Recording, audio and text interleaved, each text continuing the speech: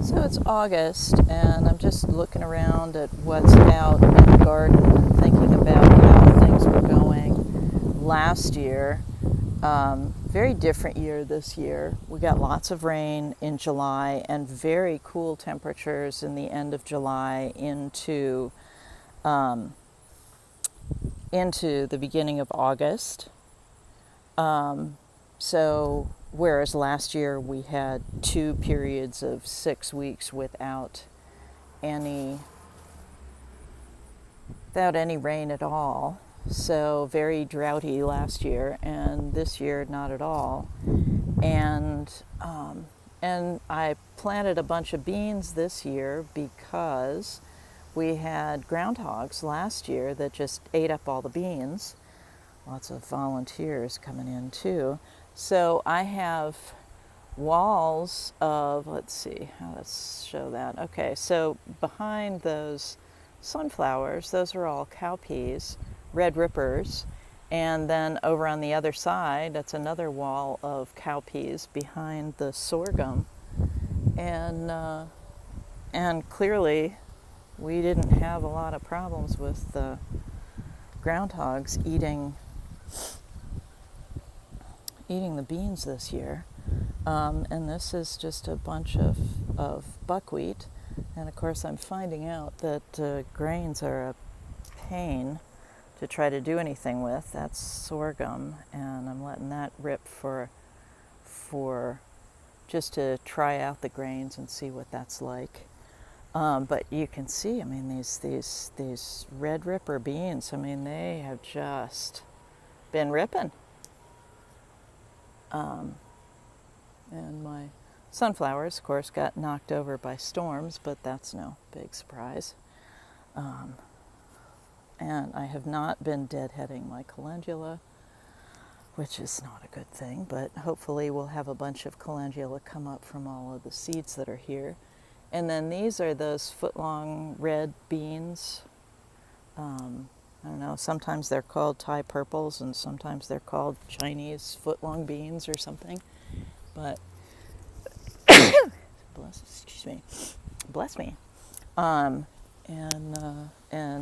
it just seems like our summer squash was nowhere near as productive as it was last year. We've got gourd there, and we've got some gourds down here too. And they didn't do all that well either. There, right there. Got 3 of those. And that's kind of surprising. But yeah, so the summer squash didn't do great. Had a blue Hubbard squash this year. Had 3 plants, only got 1 blue Hubbard. And, you know, usually with summer squash, it's just an avalanche of squashes. And that just hasn't happened. I think they were really delayed. And look at this. This isn't pretty here. This is just not what you expect to see for zucchini. I mean, look at this. It's like, where am I here? Yeah, I mean, look, it's just kind of icky looking. And then we got these over here, and I did some tomatoes in the greenhouses. And of course, if I didn't pollinate them, they didn't get pollinated. But, you know, and these little things are coming along. Had no idea that I planted those, but hey, that happens. And this is volunteer tomatoes back here. And they're doing okay for not being cared for all summer long, which is what happens. But then we've got this, where is it? This zucchini over here. And I mean, that's huge. And the stem on it is enormous. I don't know what kind of zucchini that is. There's a pumpkin hiding back there. And, you know, and there's the wall of red ripper peas in between the regular annual garden and where the where the fruit trees are. But yeah, and those were there just in case we got those darned groundhogs. But wasn't a big groundhog year. And then that corn in there, that's popcorn, and it's glass gem. And the last time I looked, that wasn't quite ripe. The other thing that's been weird this summer, and we're not into that space yet, but okay, so, so here we've got all of the silk is all dried up, so this one should be kind of ready to go. But you know, it just doesn't, it's not looking like a glass gem. It's certainly getting chewed on, but because glass gem is the multicolored, beautiful things. But anyway, we'll see how that goes. And more little volunteer, where are we? Volunteer tomatoes.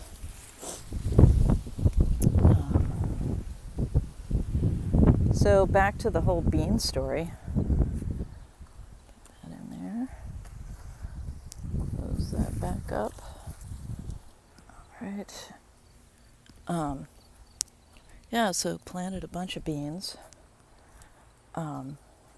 And also a lot of cabbage and things, because last year we had a bunch of cabbage butterflies that just, you know, the larvae just ate up everything, those little green cabbage worms. And we didn't have much of that this summer, but let me show you what we did have. We had harlequin bugs,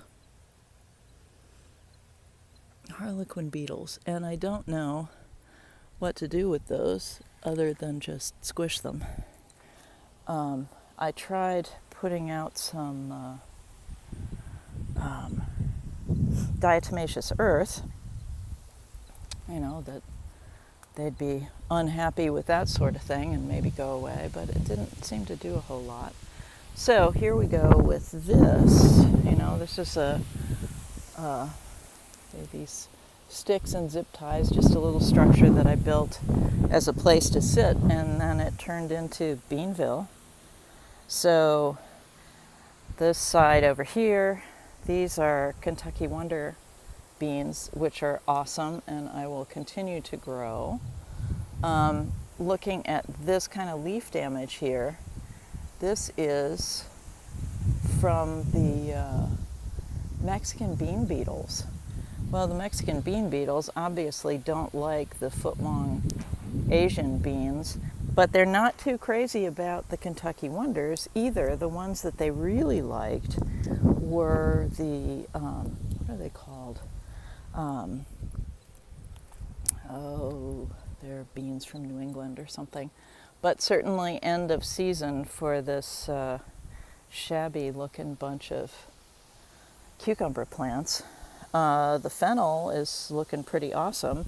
I think they're way too close together to be able to grow very big, but that's pretty cool. Another problem that we had because of all the rain was that we just had tons and tons of ginormous slugs.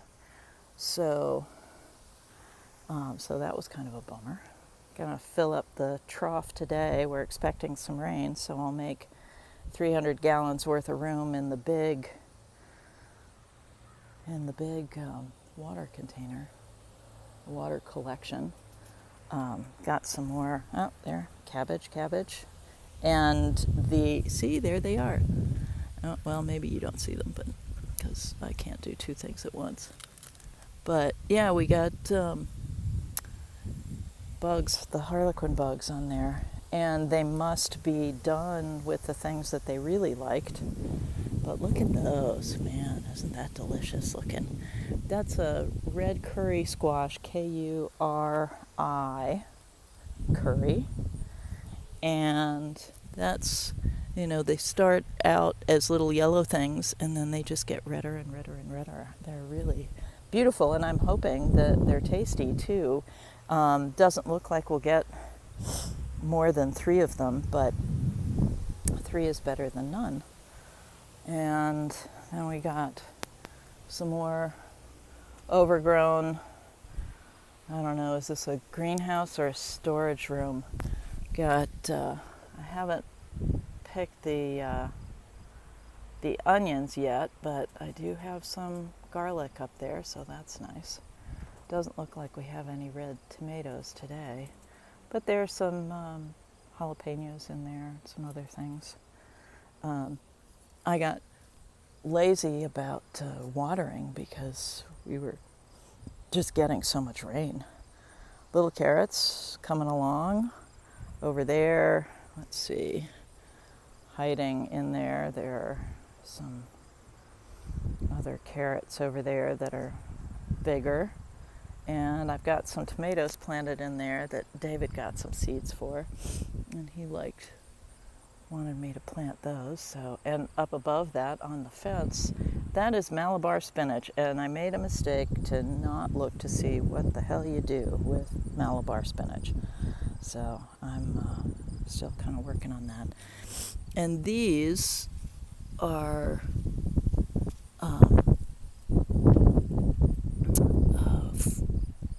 Brussels sprouts from last winter. They overwintered here, and they've been kind of the catch-all for these harlequin bugs. And here we have baby harlequin bugs, which is never a good sign.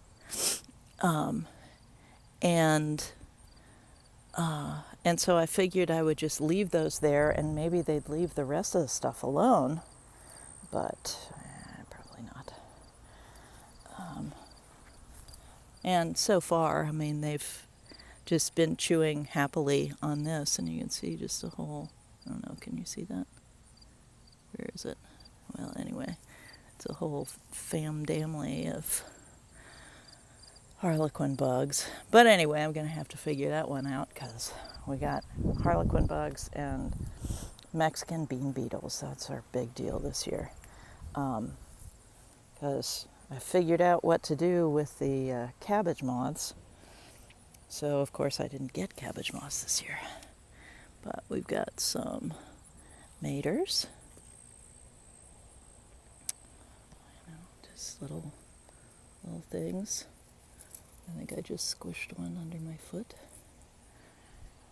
But, and I'm kind of hoping that these, you know, these are the flowers for the Malabar spinach, and I'm kind of hoping that those will just seed the heck out of this and we'll be good to go for next year, because it is nice to have greens that last during the summer, and that's their deal.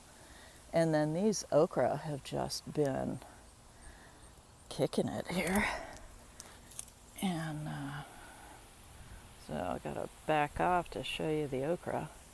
So this has been great. These are huge, and usually that would be like a bad thing. They get all woody and stringy, and these have not done that at all. So probably need to get a way to